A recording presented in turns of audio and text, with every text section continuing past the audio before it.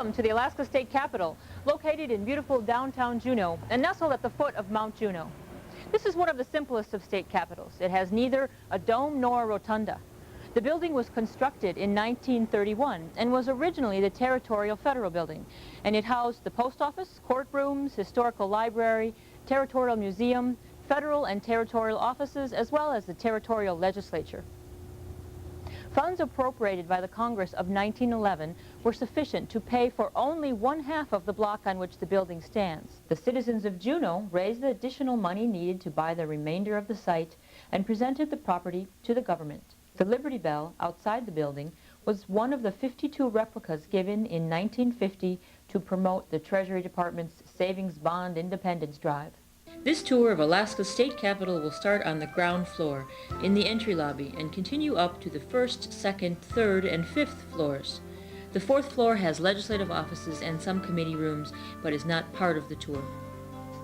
Natural resources are very important in Alaska, and as you tour the building, you will see evidence of some of Alaska's vast natural resources. A fine example of an Alaskan resource is the marble that you see along the walls in the lobby and throughout the building. This marble is called Tokeen marble and came from Prince of Wales Island, located south of Juneau near Ketchikan. Southeast Alaska had a very active marble quarry throughout the 1930s, and much of Alaskan marble quarried was sent down south for federal buildings and libraries. The pillars in front of the building and along the inside baseboard are Gravina marble, which is from Alaska. The marble sculpture in the lobby is entitled Two Alaskan Otters and was carved by Juneau artist Judd Mulady. It began as a 5,000-pound marble boulder that was found near Haines, a small community about 90 miles north of Juneau. The sculpture memorializes the animals that were killed during the 1989 Exxon Valdez oil spill. At either end of the lobby are stone-fired clay murals by Cordova artist Joan Bugby Jackson.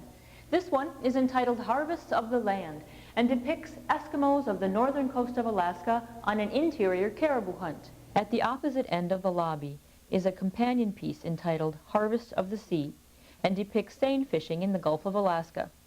Both pieces are mounted on a rare black Tokeen marble. The symbols along the ceiling beams represent some of Alaska's natural resources and were part of the original 1931 construction. The pick and shovel represent mining. The tree represents lumber, and the whale represents fisheries. Alaska had a very active whaling industry, but it died out in the late 1800s. Now, the major fisheries in Alaska are pollock, salmon, and shellfish, although subsistence whaling of the bowhead whale is still active in the northern part of the state. The igloo was originally intended to represent Native Alaskans. However, Native Alaskans never lived in igloos. Igloos were temporary shelters that were built by natives around the Hudson Bay area in Canada. Since these were the first Eskimos that the Europeans encountered, they assumed that all Eskimos lived in igloos, which is not the case. The interior of Alaska is very arid and does not get enough snow to build many igloos. In fact, Barrow, the northernmost city in the U.S., gets only 5 inches of precipitation a year. To compare, we get 103 inches here in Juneau. Instead of igloos, Alaska natives built temporary sod and wood shelters called barabaras. You can find igloos in some parts of the state. You can find them on sweatshirts, postcards, and in tour shops. So we say the igloo now represents tourism. The sculpture in the center lobby is of Elizabeth Wanamaker Petrovich. Both Elizabeth and her husband Roy were Tlingit leaders who were pivotal in the territory's Anti-Discrimination Act of 1945. Elizabeth was Grand Camp President of the Alaska Native Sisterhood and provided crucial testimony that resulted in the passage of the Anti-Discrimination Bill. During the reading of the Anti-Discrimination Bill, Elizabeth spoke up. Responding to a question by the Senate, "Will the Equal Rights Bill eliminate discrimination in Alaska?" Elizabeth answered, "Have you eliminated larceny or murder by passing a law against it? No law will eliminate crimes, but at least you as legislators can assert to the world that you recognize the evil of the present situation and speak your intent to help us overcome discrimination." Her persuasive speech split the opposition and allowed the bill to pass. In 1945, the anti-discrimination bill became law. It shows that anyone can make a difference in government. You don't have to be a politician to do so. The Alaska State Capitol originally housed the post office, courtrooms, Territorial Museum, Historical Library, Legislature, and federal and territorial offices. At the time of construction, the lobby area of the Capitol was called the first floor, and the post office was on the second floor. It was later found that post offices had to be on the first floors of federal buildings and accessible to the street. Instead of moving the post office down one floor, we simply renamed the floors, and because the Capitol is built on a hill, a ramp and staircase was added to make the newly renamed first floor street accessible. This is why, as you tour the building, you will notice that the tour starts on the ground floor rather than the first floor.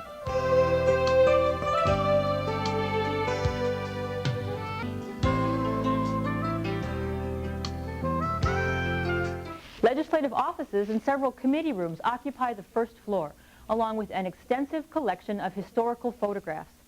The large murals in the hallway are of the first Alaska Territorial Legislature. The first Territorial Legislature convened in 1913 at the Elks Hall on South Franklin Street, since there was not a building for the legislature at the time. There are only 46 stars on the flag, as Alaska, Hawaii, Arizona, and New Mexico had not yet become states.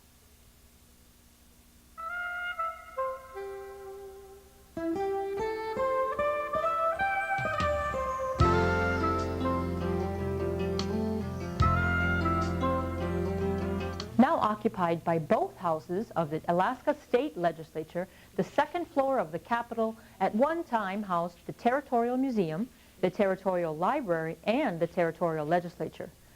The photographs along the wall on the second floor are from the Winter and Pond collection.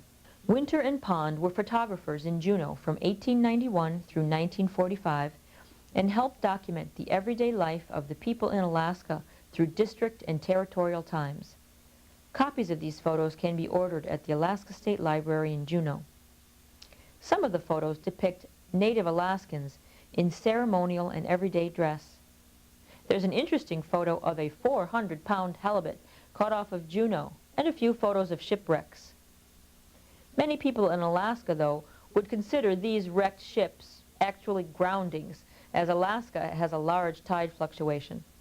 Here's an interesting photo taken of a party of tourists on top of the Muir Glacier in Glacier Bay, taken sometime in the 1890s. You should never get this close to a glacial crevasse without the proper equipment.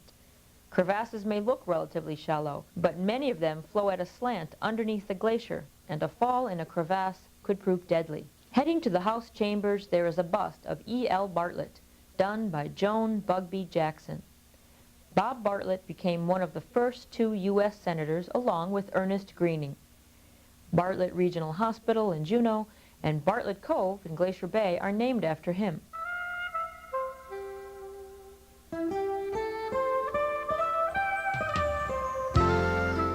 This room originally housed the Territorial Senate chambers. The 2 side rooms were once the visitor galleries. The rooms are now the office of the Speaker of the House, as well as the House Majority Caucus meeting room. The hand-stenciled ceiling dates back to the original construction of the building in 1931, and it was enhanced in 1979. The chairs, bookcase, file cabinets, and portable chalkboard also date back to the Territorial period, along with the Webster's 1931 New International Dictionary. On the walls are pictures of Alaska's district and territorial governors. Alaska was purchased from Russia in 1867, and in 1884 it became a district of the United States and was appointed a governor by the president. In 1912, Alaska became a territory, and the appointed governor was joined by an elected legislature. One of our best-known territorial governors was Ernest Greening. He is known as the father of Alaskan statehood because he worked so tirelessly to achieve the goal of Alaskan statehood. He served for 14 years, the longest that any American had been in charge of Alaska. Another territorial governor who is more infamous than famous is R.J. Strong. Strong founded many newspapers around the state and was assigned to the office of Territorial Governor in 1913.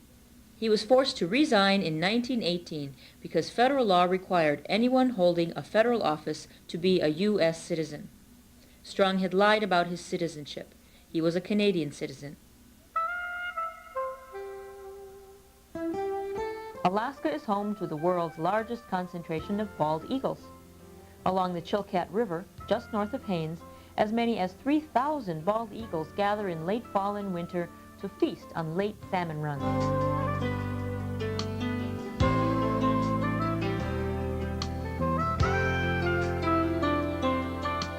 Photos of past and present Speakers of the House line the wall to the House chambers. At the entrance of the chamber are brass, hand-cast, totem door handles. The door handles represent an eagle, a whale, and a bear. Here is the House of Representatives chamber. The state legislature is bicameral, meaning it is composed of two chambers, the House of Representatives and the Senate. There are 20 senators and 40 representatives. Representatives are elected to 2-year terms and senators are elected to 4-year terms. A regular session normally starts on the second Monday in January and runs for 120 days. As we go towards the Senate chambers, there's a picture depicting the bargain the United States got when purchasing Alaska from Russia.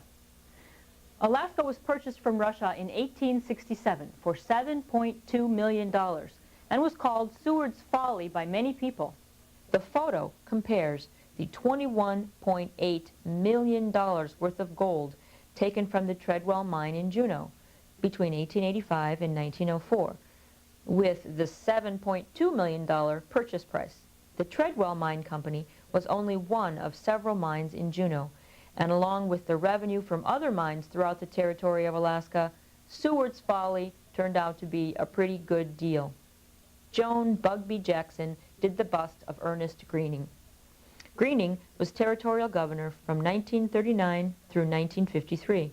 He became one of Alaska's first 2 U.S. senators, along with Bob Bartlett. His statue can be found in the National Statuary Hall in Washington, D.C.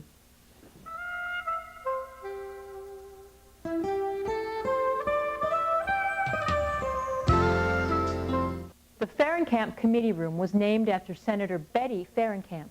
She was a legislator from 1968 until 1991 when she died of cancer. On the wall is a picture of the senator. The earrings she is wearing are the ones she wore during Senate sessions. They mean in one ear and out the other. The seal of the state of Alaska is made from actual gold nugget pieces and was donated in memory of Senator Fahrenkamp. The picture of the ship on the wall outside of the committee room is of the Princess May that grounded off Sentinel Island north of Juneau in 1910. Everyone survived the wreck, and the hull was repaired and the ship was pulled off the rocks by a tugboat. It's interesting to note that the photographer, to give a more dramatic effect, has erased the scaffolding and the tow line that protected the ship during repairs, but was unable to erase the reflection of the scaffoldings in the water. The city and borough of Juneau is the largest capital in the United States in area. It is 3,108 square miles, more than 3 times the size of the state of Rhode Island, and in 1998 had a population of approximately 30,000. Sitka, Alaska is the largest city in the United States.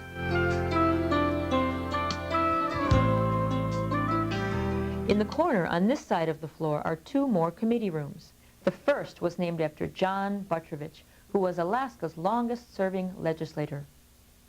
He served the state for 30 years. The second committee room was named after William Belts, who was the first state Senate president. In the center of the wall are the state flag and seal. In 1926, a contest was held for public school students throughout the territory to design a territorial flag. At that time, Alaska natives were not part of the public school system, and so were not eligible to enter the contest. However, a 13-year-old native boy named Benny Benson was eligible because he was living at a territorial orphanage and the territory was paying for his education. This is Benny's winning entry. The field of blue is for the Alaska sky, and forget-me-not, an Alaskan flower. The North Star is the future of the state, the most northerly of the Union. The Dipper is for the Great Bear, symbolizing strength. Benny was awarded a pocket watch and a $1,000 scholarship. And when Alaska became a state in 1959, Benny was part of the parade that carried the official state flag and raised it over the capital city on July 4th, 1959. The seal of the state of Alaska was designed by one of our district governors and depicts some of the major industries of Alaska: fishing, mining, timber, tourism, and agriculture.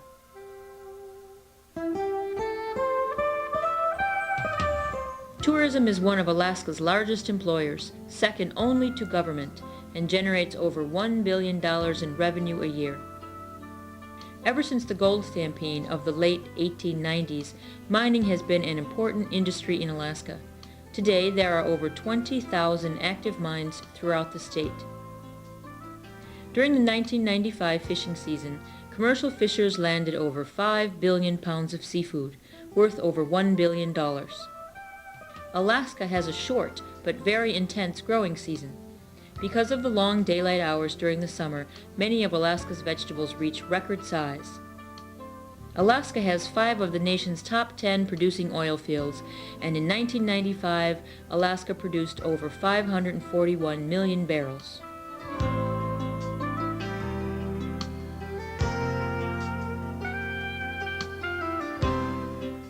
Along this wall, heading toward the Senate chambers, are pictures of past and present Senate presidents. As we enter the chambers, you should note that both the House and the Senate chambers are formal and quiet chambers. Legislators may not speak on the chamber floor unless addressed by either the Speaker of the House or the Senate President. Instead, they communicate through notes picked up by pages. In Alaska, we consider the legislative process very important, and voting by legislators is mandatory. If any legislators are not in the building at the time a vote is called, the Sergeant-at-Arms has the authority to call the Alaska State Troopers and have them brought back for the vote.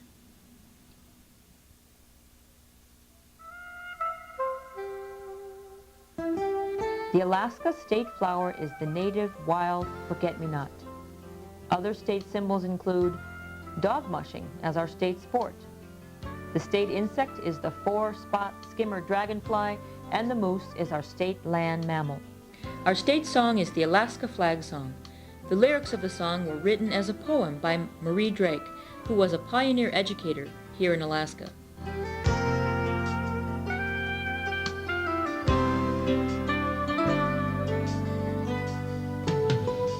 The offices of the governor and the lieutenant governor are located on the 3rd floor. The double doors leading to the governor's office were hand-carved from black birch by natives in Haines. The carvings represent Alaska's major industries: tourism, represented by a Tlingit dancer, fishing and processing, timber, mining, hunting and trapping, and oil and gas. The map of Alaska near the double doors of the governor's office was cut out of an actual piece of the 48-inch pipe used to construct the Trans-Alaska Pipeline. The double-jointed weld represents the 800-mile route the pipeline takes from Prudhoe Bay to Valdez. Between the governor's and the lieutenant governor's office is the Hall of Governors, showing the district, territorial, and state governors of Alaska. The governor and the lieutenant governor are the only state officials elected directly by voters from the entire state. Alaskan governors serve 4-year terms, and no one may serve more than 2 consecutive terms as governor. The first elected governor of the state of Alaska was William Egan in 1959. Alaska has the highest mountain in North America. The official Federal Board of Geographic Names calls it Mount McKinley, while everyone else calls it by its Athabascan name, Denali.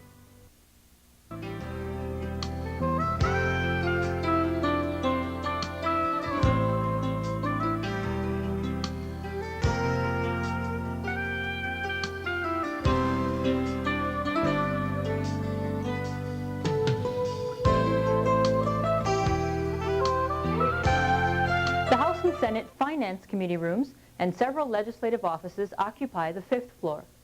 There are historical pictures on the panels along the wall representing Alaska.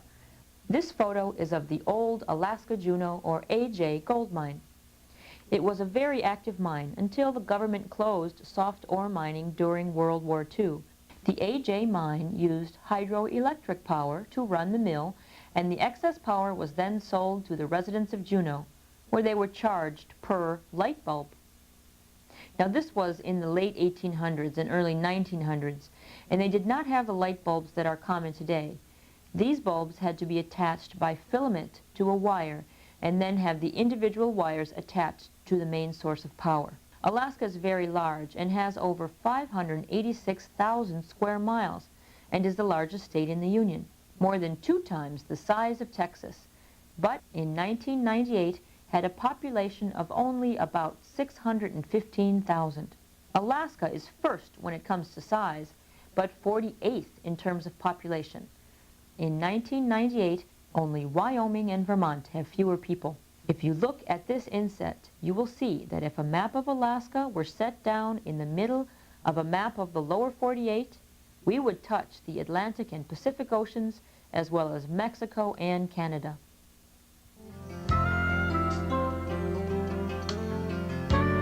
The westernmost point of Alaska, the Aleutian Islands Attu, Kiska, and Amchitka, cross the 180th meridian, the traditional east-west line.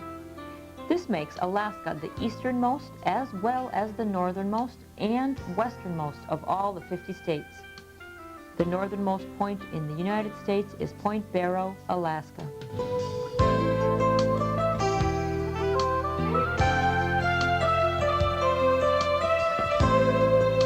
The Senate Finance Committee Room was originally a Superior Court room in use from 1931 through 1975. This room reflects the style of the 1930s when it was built. The benches are from the original courtroom days, and the carpet is Belgian. Original flooring in this room and other large meeting rooms in the building was cork tile. Michael Peterson made the committee table in 5 parts. The center is walnut with Honduran mahogany edging. Ebony and rosewood were used to construct the inlaid detail. File cabinets were originally used as stands for the old tables. Members liked the convenience of the filing cabinets under the table, and this table was designed with those specifications. At the head of the room is a clock that dates back to the construction of the Alaska Railroad in 1916.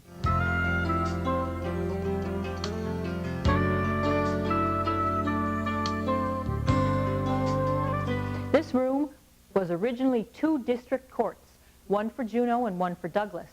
It has been renovated to reflect the style of the 1930s. The paneling on the walls is Honduran mahogany, and the light fixtures reflect the 1930s style. It is now the House Finance Committee Room. Along our tour, you may have noticed microphones in the various committee rooms. Alaska is very large, and a unique aspect of our committee process reflects our size. Citizens don't have to be physically present to testify before a committee. They may testify via teleconference or video conference. There are teleconference sites all over the state, and along with the legislative information offices and volunteer sites, we are making it easier for the public to become involved in the legislative process. This is the end of your video tour of the Alaska State Capitol. We hope you enjoyed it. If you have any questions regarding Alaska State government, you may call or write the Legislative Information Office in your area.